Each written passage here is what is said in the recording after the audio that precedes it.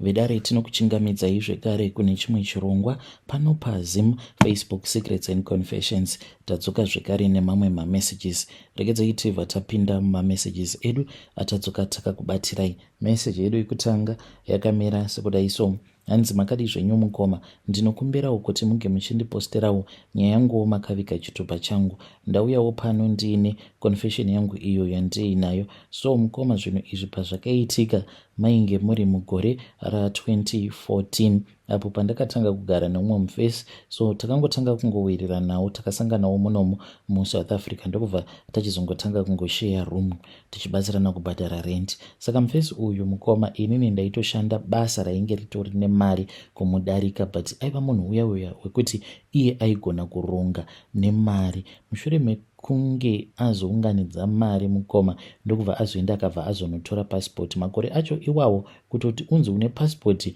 yaitova achievement, because mapasipoti futi aitonetsa kubuda kwawo. Zvadaro mukoma nacho mufesi uyu akati aenda kunotora pasipoti yake kumusha mukoma, ndokubva ndazobatwa nemweya wegodo. So zvandakazoita mukoma ndezvekuti takati tabuda taenda hedu kubasa. Mumba mainge musitomborina mari as but maingooneka laptop kainge karimo. Ndakabva ndazosiya dhoo risina kunyatsokukiyiwa. Apa ndainge ndataurawo nekamwewo kamukomana kamuSouth African kandaitoziva kutoti ikako kaingogara kakabhuroka kachitsvaka mari yefodya. Ndikabva ndakakaudza kuti mumba mainge muine mari uye zvekare nelaptop. So takaita dhiri. Ine hangu padhiri racho painge pasitomborina chandainge ndichida. Saka ndakabva ndazotora advantage iyoyo, because tichinobuda pasipoti yake ndakagara ndatoiba mukoma. Takati tiri murori, because mazuva acho iwawo tainge tichishanda pane rimwe prazi. Saka taendako kuprazi kuya nerori. Takati tiri murori mukoma, ndipo pandakabva ndazongorasa pasipoti yake. Haina kana kuzombowanikwa pasipoti iyoyo mukoma. Takati tichidzoka ndokubva taona kutoti dhoo rainge rakashama. Ndikatochema ndikati laptop yangu kane laptop yangu, iyewo achiti pasipoti yangu. Shuwa munhu angabva andibira nepasipoti. Ndikati unochema hako pasipoti ko laptop yangu yaenda. Izvo ndini hangu ndainge ndaronga dhiri iroro mukoma, nekuda kwekuti ndakangomunzwira godo kuti mufesi uyu, why is it iye achiwana mari shoma kundidarika but anokwanisa kuronga nemari, nekamari ikako kanenge kari kashoma kaanenge awana. Ndiyo confession yangu iyo yandiinayo mukoma. Kana mukaposta nyaya yangu ndiziviseiwo, ndichange ndichizotevererawo ndiri mucomment section. Vedare ndo message iyo yandakatumidzirwa ichibva kuna mukoma vedu avo. Zvakangoma hazvo vedu we. Ngatizamei kuti tinge tichitaura navo mukoma vedu ava mucomment section. Can you believe it? Apa unenge wakatogara nemunhu uchitoti roommate yangu apa ndiye munhu anenge achitokurongera yeye. Shuwa kungodzwira munhu godo nekuda kwekuti akwanisa kuendawo kunotora passport, azvisevherawo mari yake. Asanzi makore acho iwawo kutonzi une passport, it was seen as an achievement. Zvakangoma hazvo vedu we. Regedzai tibva taenda panyedu inotevera. Nyedu inotevera yakamira sekudai so: hanzi makadi zvenyu mukoma, ndinokumbirawo kuti munge muchindiposterawo nyaya yangu makavigawo chitupa changu. Ndauyawo pano ndiine confession yangu yandiinayo. Ininiwo ndiri mukadzi uye zvekare ndine makore 26 years ekuberekwa. Sisi vangu ivo vane 44 vakabva mukurambwa nemurume wavo. Mukoma nashe sisi vakarambwa nekuda kwangu. Sisi vainge vaine chikomba chavo chavainge vainacho. Saka mukuzonotsamwawo kwandakazoita mukoma, ndo pandakabva ndachizongotorawo masim card.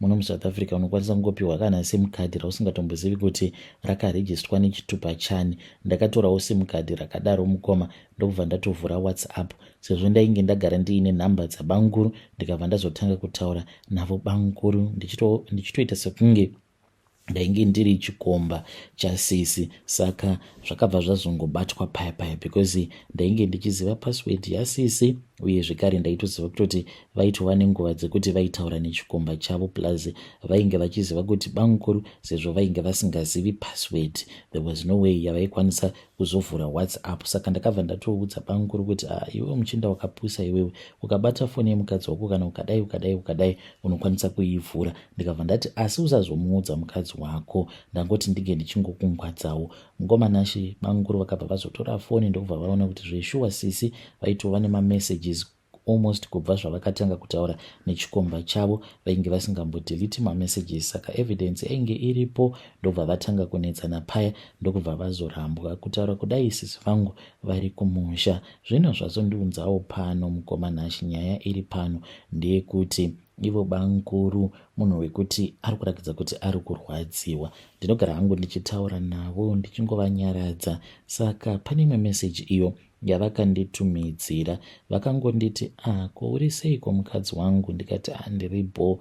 Vakabva vati kunoku ndanzwa nemazi stress, kunouya kuzondiona rini, yeti tinogara musame location. So nyaya iripo ndeyekuti I think kuti banguru vanenge vava kundida ini, ende ndinovanzwirawo tsitsi banguru vangu ava. Ndodiniko nhaive dare, please ndibatsireiwo. Ndodiniko ndombovanyaradza here banguru until vachizokwanisa kuwanawo munhu wavanoda. Vedare ndo message iyo yandakatumidzirwa ichibva kuna vahanzvadzi vedu. Zvakangoma hazvo vedu we, ngatizamei kuti tinge tichitaura navo vahanzvadzi ava. Zvakangoma, asi ndohunzenzaka ihwohwo hwekuti munoparadza futi marriage yasisi. Of course your sister was cheating, but mushure mekunge maparadza marriage yasisi venyu, now mava kuda kudanana nabanguru. Asi ngatitaurei navo mucomment section, as I think zvamuri kuda kuita izvozvo ndohunzenza ihwohwo, nekuti muchazonetsana nasisi venyu. Regedzai tibva taenda panyedu inotevera. Nyedu inotevera yakamira sekudai so. Hanzi makadi zvenyu mukoma, ndinokumbirawo kuti munge muchindiposterawo nyaya yangu makavikawo chitupa changu. So mukoma, pane imwe nyaya iyo yakamboitika, ndokubva ndachizorambana hangu nayo mbinga iyoyo, but now ndava neimwe mbinga iyo yandiri kudanana nayo. Handizivi kuti imhepo here yakaipa iri pandiri inoramba ichingoita kuti ndinge ndichisangana nembinga dzakaromba.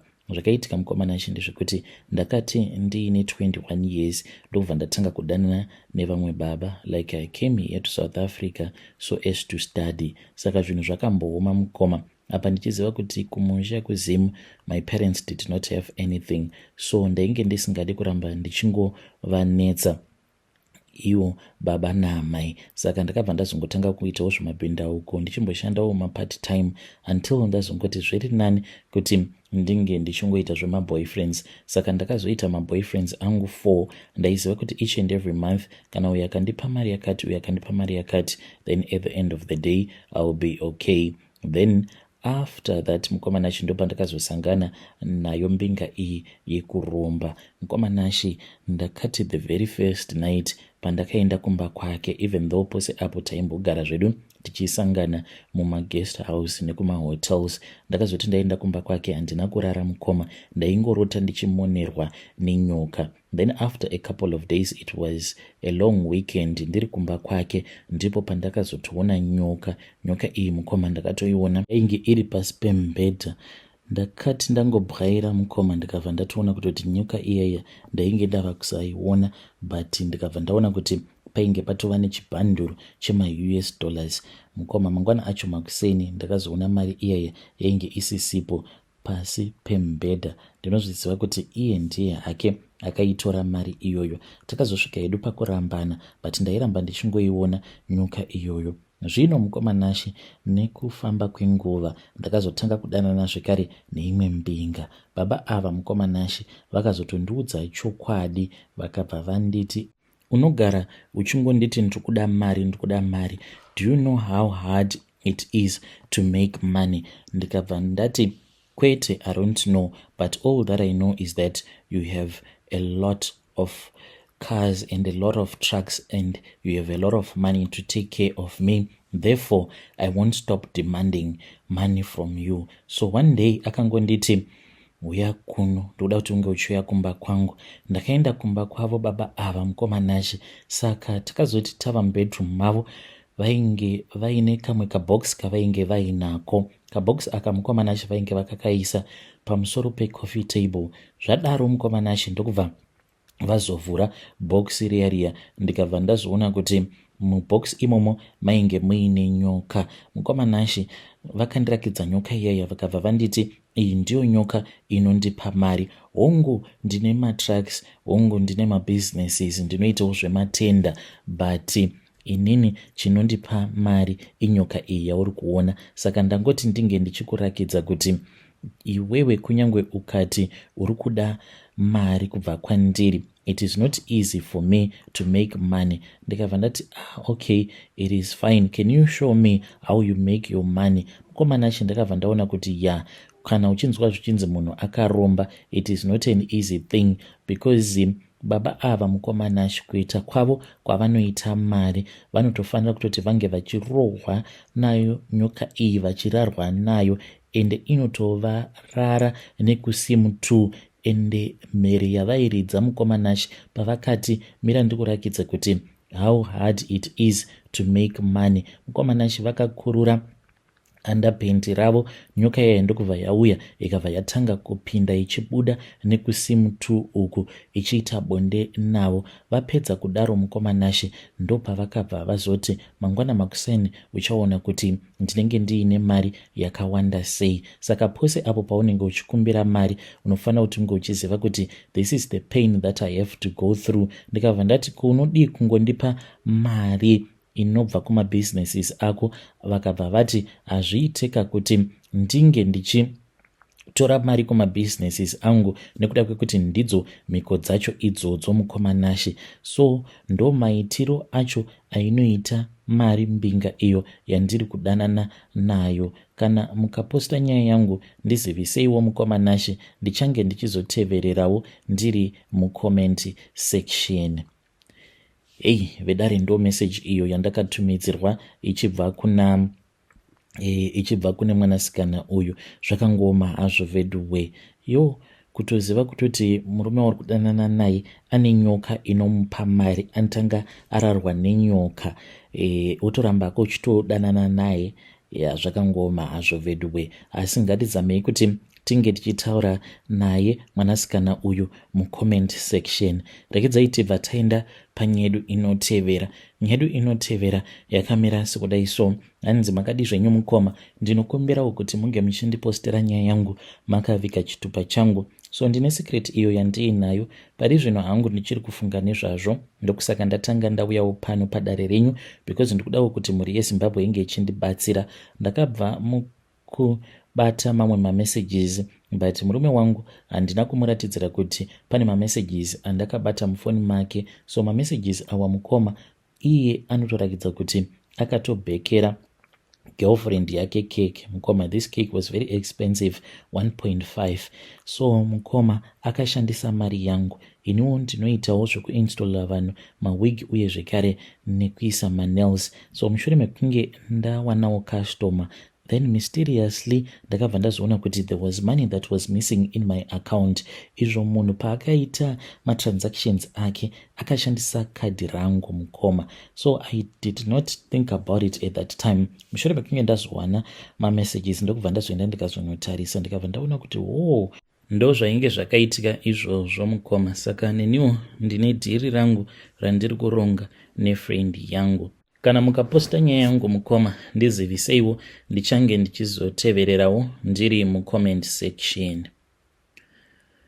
Vedare ndo message iyo yandakatumidzirwa ichibva kuna ndo message yandakatumidzirwa ichibva kuna vahanzvadzi vedu.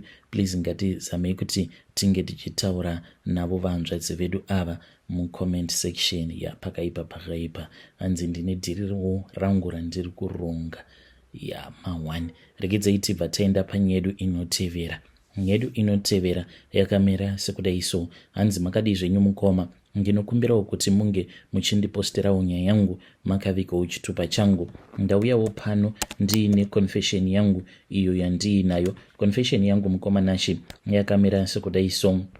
Ininiwo I am a medical doctor, ndikurarama ndiri munomu munyika yevatorwa inova iri South Africa. Saka ndine umwewo sangoma wandakatanga kutaura naye ndokubva ndazoromba paya. So far I have lost one of my child, but handisati ndakwanisa kutanga kuita mari. Ndakanzi ndikufanira kuti ndinge ndichizotevedzera mhiko dzangu mukoma ndedzekuti ndikufanira kuti ndinge ndichizozviita murombo kana basa mukoma. Ndakatosiya basa, ndava kutongoraramawo nekungwavha-ngwavha. My wife has since divorced me. Saka pari zvino zvinhu ndiri kuitawo zvekutengesa muriwo uye zvekare nemadomasi mulocation. Ndaitombogarawo kumasebhabhu ndinemba, ende kumasebhabhu ikoko uko kwandine imba ndakazotoisa maloja. Pari zvino ndiri kutongogarawo hangu mumukuku uyo wandinobhadhara 370 each and every month. So you can just imagine kuti kwacho kwandinogara ilocation rere rekuti kune kwakaita kumbombera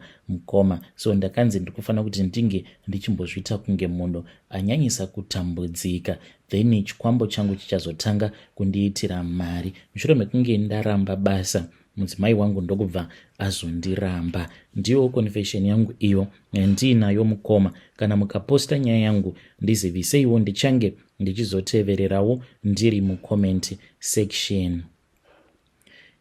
Vedare ndo message iyo yandakatumidzirwa ichibva kuna mukoma vedu ava. Hanzi ndoitawo zvekutengesa mavheji madomasi mulocation, but mari nditori nayo, but ndakanzi ndikufanira kuti ndinge ndichimboita sekunge ndiri munhu anotambudzika. Ndo mhiko dzangu dzandikufanira kuti ndinge ndichizadzikisa idzodzo kusvika ndava kuchikwanisa manje kutanga kuita mari. Hanzi muurombwa hwangu ndakachekeresawo mwana wangu. Strange things indeed, they do happen in this world.